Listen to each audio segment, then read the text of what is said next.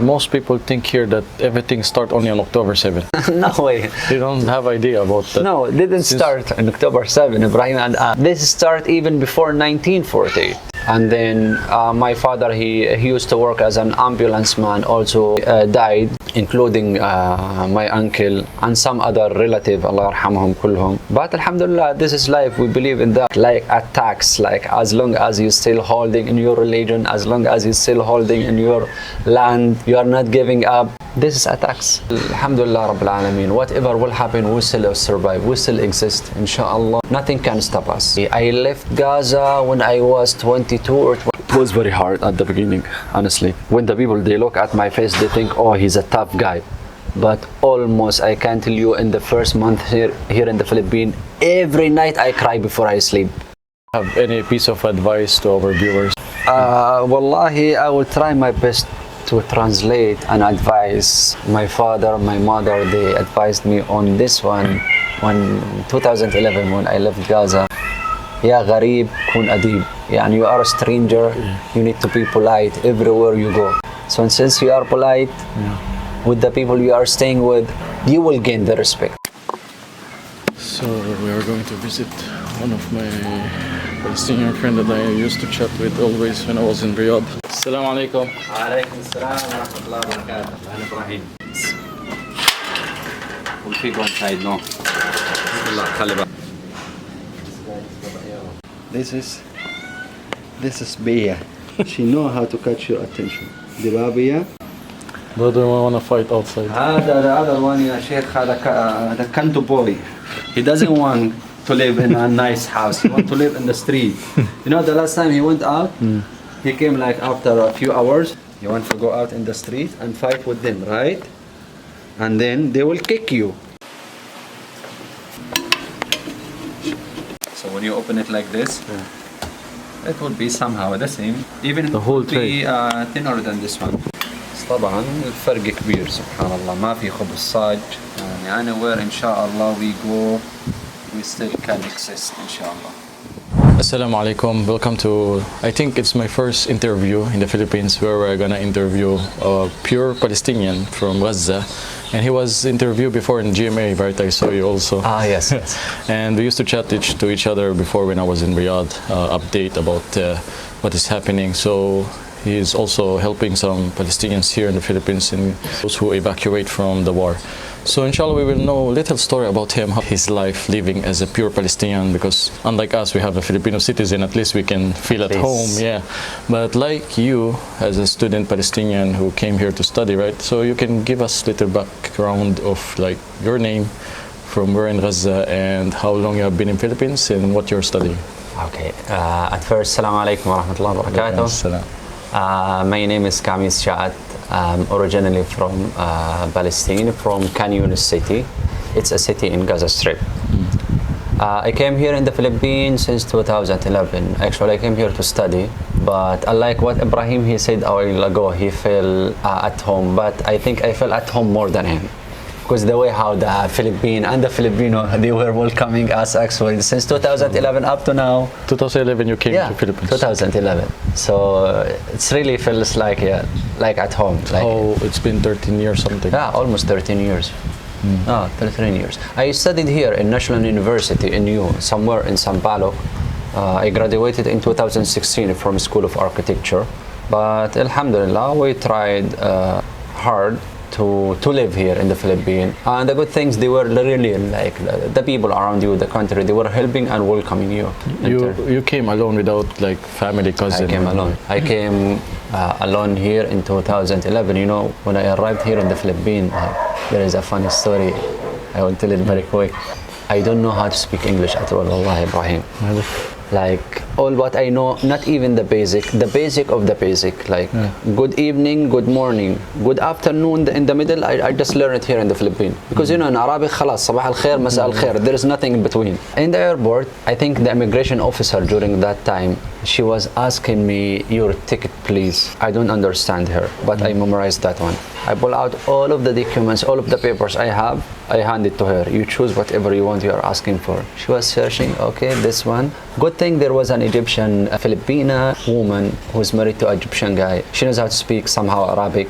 She helped me also there in the airport when she find out I really don't know how to speak English at all. But alhamdulillah, look where we are now. We survived. I learned my English here. That's my point here. Sometimes when the Filipino, they see you, they're, ay, foreigner knows plate, hindi marunong mag-English na kami. Come on guys, I learned my English. You taught me how to speak English actually. When I came here, I really don't know how to speak English at all. Alhamdulillah. But alhamdulillah, here we are now. Alhamdulillah Rabbil Alameen. I graduated from my school in 2016. By choice, I prefer to stay here in the Philippines. That's the year I went to Saudi Arabia. That's the year you went to Saudi Arabia. By choice, alhamdulillah, I say to prefer to stay here in the Philippines. At least it's peaceful life. As long as you are living in peace, you are not minding, no one will mind you around. As long as you are not disturbing the people around you. But alhamdulillah, it's, you know, somehow when you are having your peace here in the Philippines, there is some scenarios and some things will come and bother your peace. It's not from the Philippines. You know, the war is happening in Gaza. Since that time, I've been here in the Philippines since 2011 up to now. 2012 war, 2014, 2018, I think 18 or 19.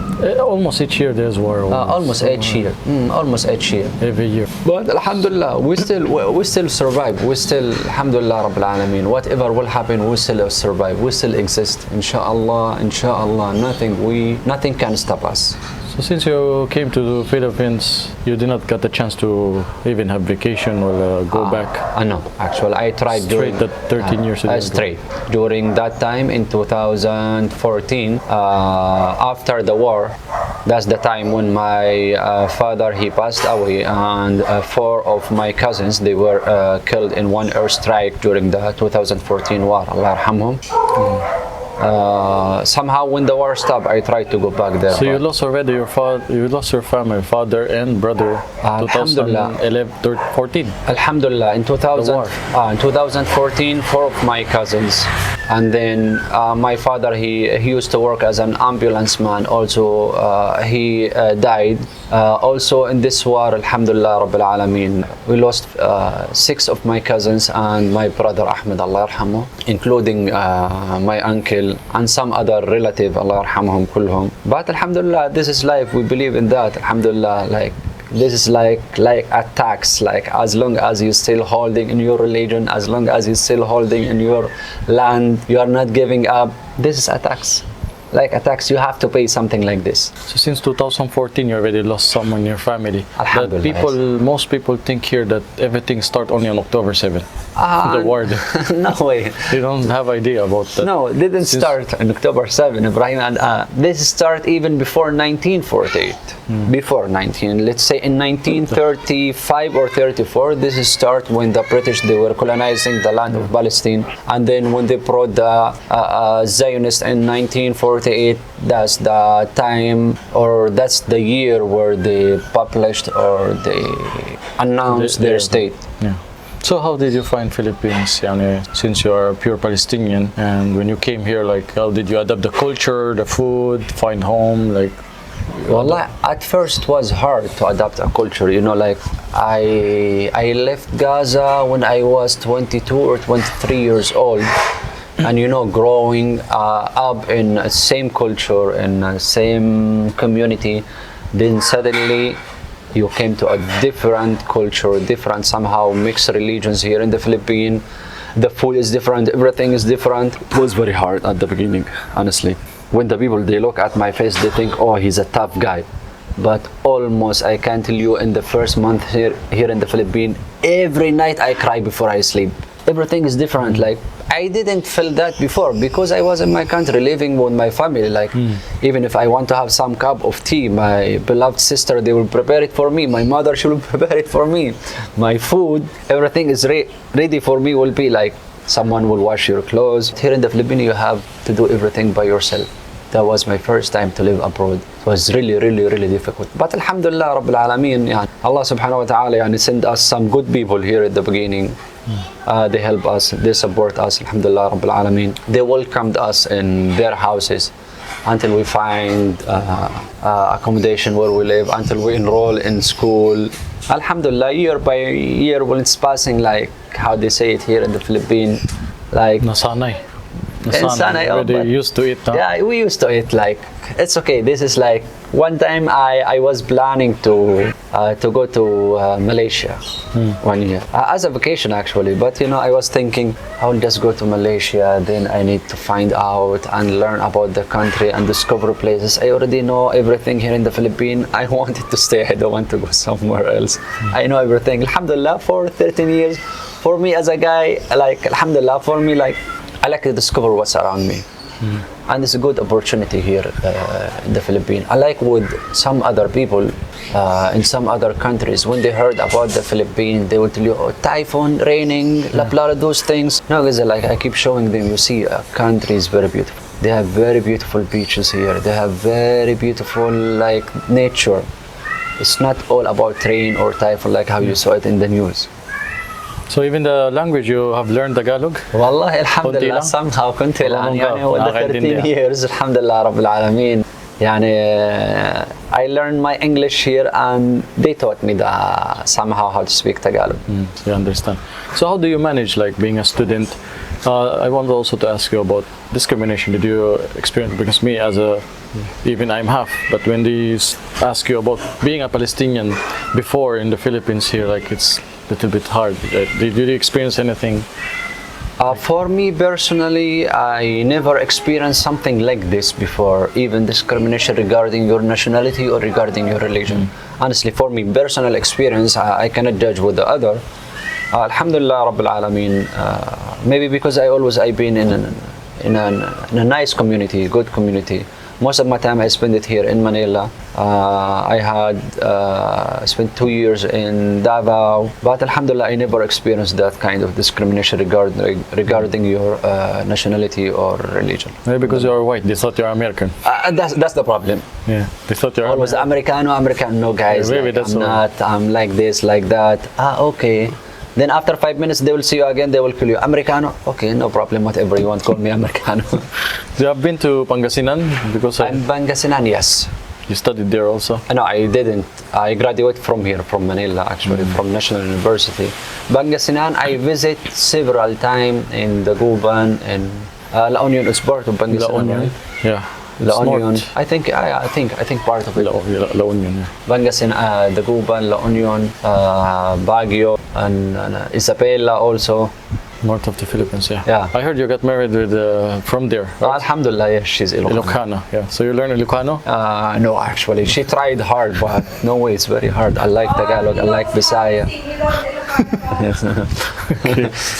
So the next question is, what do you do now? Like, because of the war happens, do you plan to go back to Gaza, or you have family there planning to come here? Like, Wallahi, at the beginning of when this war especially starts since October 7, I tried actually just to bring out my mother since she's getting old, she's having hard time to move. And my other sister with my other brother, since my sister and my brother, they had just a surgery. They implant liver surgery. So in terms of medication for them, it was very hard. And my mother, she needed like a certain medicine. Like during the war, it was not there up to now. So, but she refused. She didn't. none of them want to go out there. She didn't. Especially my mother. When I was telling her the idea, the opinion, she refused. Imagine. Yeah, she really refused. Like she preferred now. They're staying in the tent. Alhamdulillah Rabbil Alameen. Like we consider ourselves, our situation is good in Gaza way back before the war. But Alhamdulillah, our 3 houses like got destroyed and bombed during the war. Like they're staying in a tent now somewhere in, they call it Al Mawasi area along the beach in Canyons. Alhamdulillah, I tried with her again. I said I don't want to give up. Maybe when when they were when the war start, when they will start bombing Khan Yunis, and when they start staying in a tent for a long time, and now, especially now, it's summer. I tried again with my mother. She refused. Imagine if it's really your land. You won't. Even you will die in your own You land. won't. You will not ever leave it. Like they are telling people they left their hand, Palestinian, they sold their land like this, like that. If they did, can you imagine who's like? Who's gonna leave it? Like, Who can? No. Like if they did like what they are telling in the news, like we will not have how many more than 40,000 Palestinians they were killed during this war only. So if they leave the land, if they leave their land or if they sell it, no, they would rather get the cash and they will not die. They died there. They have not because they have no choice. They have choice. But I will not like we Palestinians. We consider ourselves like somehow we are losing anything. We have nothing to lose now. We have only the two important things: religion and dignity. We live for those, and we are willing to die for those. Without dignity, what the use of your living without dignity? If you don't have dignity, كالأنعام بل أضل سبيلا. You are useless. You have nothing to do with your dignity. Alhamdulillah Rabbil Alamin. so after the war, do you plan to go back, or what's your plan? Like? That was my plan actually, if I can go even during the war, because it's not easy. Like simple thing, we are sitting here, we are pointing electric fan at us, and imagining your family there, your relative there, your mother, your siblings, your nieces and nephews, your cousins there. They are staying in a tent even without a clean water for drinking. And it's really hard when you are eating something. Thinking of them, yeah. Thinking of them. Did they eat like this? Are they able like? Same thing I'm feeling. Exactly. My father's Your okay. father's My brother is eating like. You feel guilt sometimes. You feel guilt. But alhamdulillah, this is life. We will survive. We will exist. It doesn't matter even if they are killing us, even if they are bombing us daily. Many genocides, many massacres happen in Palestine, not only now. Daily they are killing Palestinians. Daily. In Deir Yassin, in Sabra Shatella, even before. In 1948, up to now, we still exist. Alhamdulillah, you see Palestinians are there, even they are growing. We're And producing more inshallah, baby. Producing more baby. I think I saw like some survey during the war. I have 4 by the way, alhamdulillah. MashaAllah, Tabarak Rahman. Next we must. More babies now, I think during the war, thousands of babies. Cannot finish. Alhamdulillah. Alhamdulillah Rabbil Alamin. So do you already adopt Philippines to live like Yes. your future here? Actually, yes, to be honest, for the meantime, yes. Nice. And for the future, yes, I think. So before we end this video, do you have any piece of advice to our viewers about life, how based on your experience, traveling to a different culture in life and start again? Wallahi, I will try my best to translate and advise. My father, my mother, they advised me on this one when 2011 when I left Gaza. I don't know, maybe you need to help me with this one, translating this one also, Ibrahim. Ya gharib kun adib. You are a stranger, you need to be polite everywhere you go. So since you are polite with the people you are staying with, you will gain the respect. You cannot force them to respect you.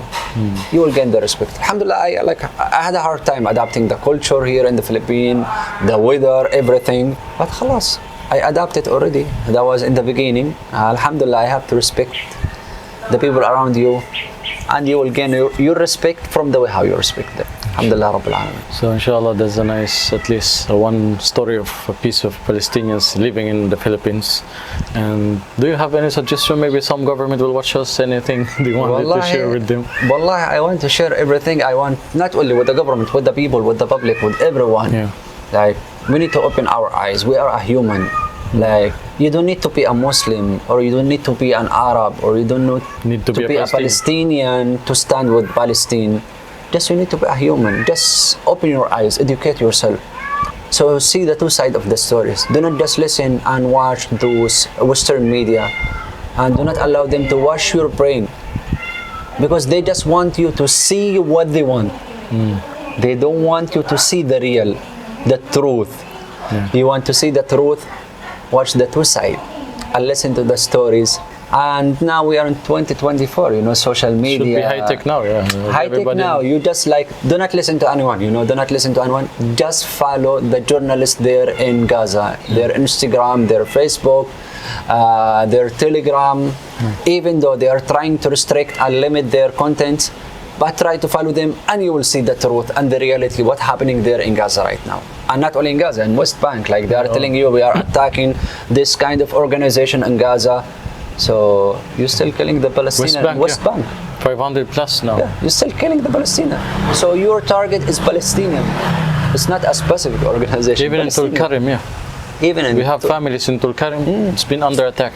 So that's a nice piece of advice here to open our mind and see the Inshallah, reality. open your mind, inshallah. And soon or later, we believe in freedom. Okay. It's just a matter of time. Inshallah ta'ala, kullu bidnillah ta'ala. When God will, inshallah, we'll be having freedom even in the last day of our life. As long as you still enjoy your freedom, even in the last breath of your life, it will happen. Inshallah. Thank you not for give up, watching. inshallah. Hope you'd share this video. And inshallah, just tag someone that next we will interview a Palestinian Inshallah. here. He will be with us, inshallah. We're gonna visit some of Palestinians here. Inshallah. And listen to more stories, how they survive in our country, in the Philippines. And if we can help anything, even just sharing this video, it's a big help for the people of Palestine, inshallah. Thank you so much. And Thank you. مع السلامة. مع السلامة. جزاك الله خير for this interview. مع السلامة. شكرا يا إبراهيم.